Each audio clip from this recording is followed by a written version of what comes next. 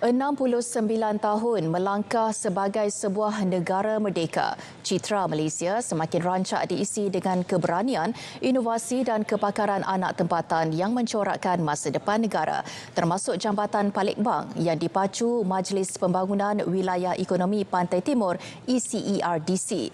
Infrastruktur ini menjadi solusi kepada masalah kesesakan laluan antara Kota Baru Tumpat. Laporan Amirul Hafiz Rosli.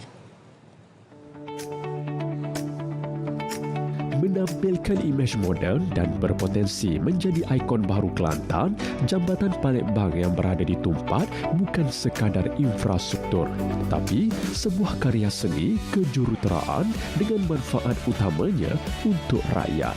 Melibatkan peruntukan hampir 300 juta ringgit, projek yang bermula pada Januari 2024 ini bakal memacu kemajuan sosioekonomi negeri Cik Siti Wang Kembang, khususnya penduduk setempat, terutama dalam meningkatkan kesaling hubungan. Apabila siapnya jambatan ini, ia akan memberi banyak manfaat kepada bukan sahaja penduduk di kawasan Tumpat tetapi juga di kawasan penambang di kawasan Kota Baru dan sekitarnya.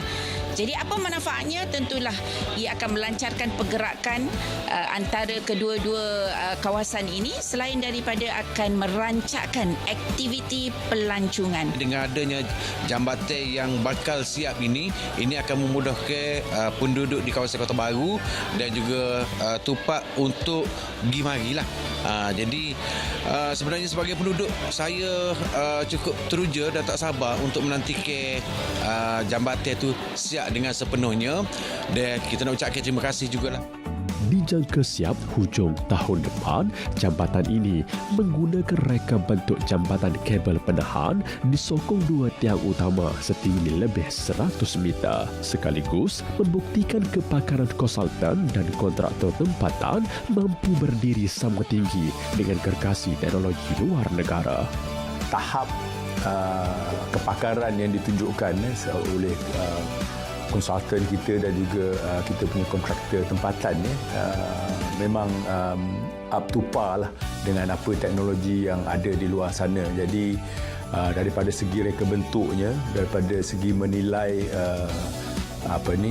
dari segi geoteknikalnya, daripada segi strukturnya, dan dari segi kepakaran menguruskan for example dalam pembinaan ini, dalam reka bentuk ini ada keperluan untuk melakukan wind tunnel testing sebab reka bentuknya menggunakan besi, steel.